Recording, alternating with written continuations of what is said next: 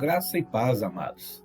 É com grande alegria que estamos aqui, de volta, para mais uma reflexão em momentos na eternidade.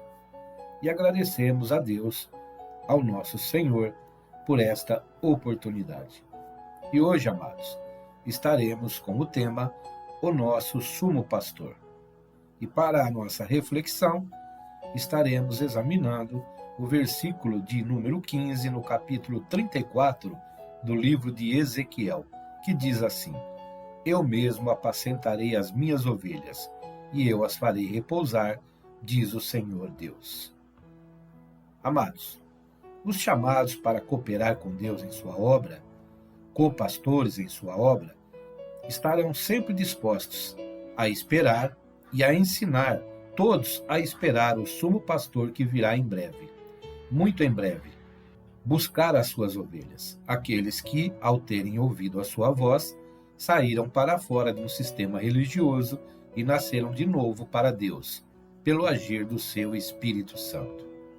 Acredito que o quadro que estamos presenciando hoje, na igreja contemporânea, não é diferente deste anunciado por Deus por meio do seu profeta Ezequiel, nos tempos antigos, onde os líderes do povo de Israel só estavam preocupados e interessados em seu próprio bem-estar, não se importando com o povo de Deus, pelo qual eles, os líderes, foram levantados por Deus para cuidar e dirigir em amor, levando-os a andar por caminhos seguros e prósperos em Deus e com Deus. Porém, ocorria o contrário.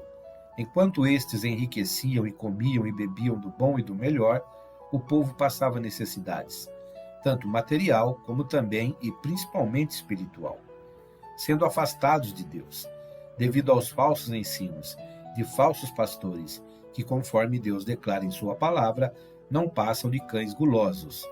Isso está escrito em Isaías, capítulo 56, versículos 10 e 11. E além disso, cegos em seus entendimentos, perdidos em seus devaneios, cobiças e ganâncias. Não é difícil ver hoje o que está ocorrendo quase que na maioria das chamadas denominações, ou seja, o mesmo, onde poucos se enriquecem dia após dia, enquanto que muitos se empobrecem em todos os sentidos, devido a toda esta exploração descabida, exercida por seus líderes, sem escrúpulos, sem ética, e o pior e fatal, sem o Espírito Santo na direção de seus atos e projetos. Mas o nosso consolo vem do próprio Deus, que em sua imensa misericórdia, amor e compaixão, preserva e levanta seu remanescente fiel, que não se deixa levar por estes modismos mundanos e temporários, sendo motivados por Deus para exercer a sua vontade.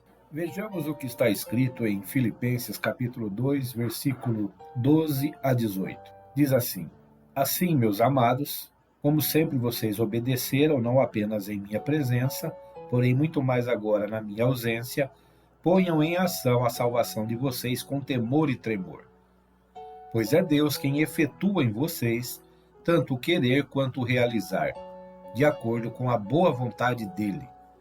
Façam tudo sem queixas nem discussões, para que venham a tornar-se puros e irrepreensíveis, filhos de Deus inculpáveis no meio de uma geração corrompida e depravada, na qual vocês brilham como estrelas no universo.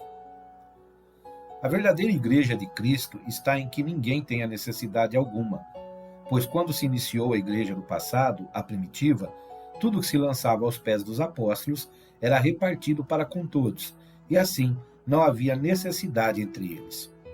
Isso está registrado em Atos dos Apóstolos, no capítulo 2, a partir do versículo 41, e no capítulo 4, a partir do versículo 32. Vejam bem, amados, todos, e não só para alguns privilegiados, devido à hierarquia eclesiástica que declaram ter sobre os outros. Os líderes levantados devem servir aqueles que estão apacentando, e nunca o contrário, ou seja, se servir dos mesmos. Tudo necessita ser praticado com temperança, nada com exagero. Que o Senhor nos perdoe, havendo ainda tempo para o sincero arrependimento e retorno ao verdadeiro caminho que nos levará a encontrar-se com Deus, sem prejuízos para a nossa pobre alma. Sei que isto vai contra o que muitos denominados cristãos pensam, porém, se olharmos realmente para Jesus Cristo, veremos que nele não se encontrava estas práticas, estes ensinos, estes exemplos. E é para ele que devemos olhar e seguir. Ele é o nosso sumo pastor, que proveu em Deus o Espírito Santo, que nos guia por toda a verdade, nos dando o discernimento de tudo e de todos por toda a nossa vida nesta terra. Exatamente para que não fôssemos enganados por nada e por ninguém. Atenção! Não se pode amar a Deus e a Mamon. Não se pode buscar o Deus Mamon no Deus eterno, mesmo que isto tenha alguma aparência de busca de santidade e devoção sincera a Deus. Busquemos a Deus verdadeiramente, e Ele nos acrescentará o que nos é necessário.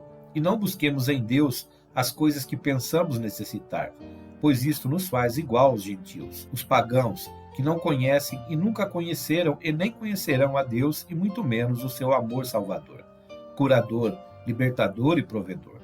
Isso está escrito em Mateus capítulo 6, versículos 31 ao 34, que diz que nós precisamos, em primeiro lugar, buscar o reino de Deus e a sua justiça, e então todas as demais coisas nos serão acrescentadas. Enquanto que no versículo 31 e 32 nos orienta a não nos preocuparmos com o que teremos para comer, para beber e para vestir, porque isto é os gentios quem os fazem, pois os gentios buscam estas coisas. Amados, que possamos estar pensando nisto, que possamos estar sendo diligentes em questão da palavra de Deus e do que ela nos pede, do que ela nos orienta, e isto em todo o tempo que se chama hoje, pois precisamos perseverar na doutrina de Cristo, na doutrina dos apóstolos, no ensino que está contido, inserido nas Escrituras Sagradas. Não existe inovação para com a palavra de Deus. Não existe novo modelo da palavra de Deus. A palavra de Deus, ela é única, ela é exclusiva, ela é imutável, ela é irrefutável. Desta forma, só aqueles que perseverarem em cumprir a palavra de Deus estarão também perseverando em garantir, em trabalhar pela sua salvação. Salvação esta que é dada pela graça. O único compromisso que nós temos, do qual devemos cumprir e nos empenhar nisso, é continuar crendo tão somente em Jesus e em sua palavra. Amados, que o Espírito Santo possa estar trabalhando em nossos corações em relação a toda a verdade que está contida nas Escrituras Sagradas. Que o Espírito Santo tenha liberdade de nos guiar, de nos orientar, de nos ensinar e de nos lembrar de todos os ensinos de Cristo, para que nós venhamos a ter um fim do qual nós desejamos ter. Peço também a Deus que o Espírito Santo possa nos dar inspiração, nos dar saúde e vida, para continuar levando, anunciando este Evangelho, o Evangelho da salvação, o Evangelho que verdadeiramente transforma o ser humano em filhos de Deus. E também que ele possa estar dando saúde e possibilidade para retornarmos em mais uma breve reflexão em momentos na eternidade.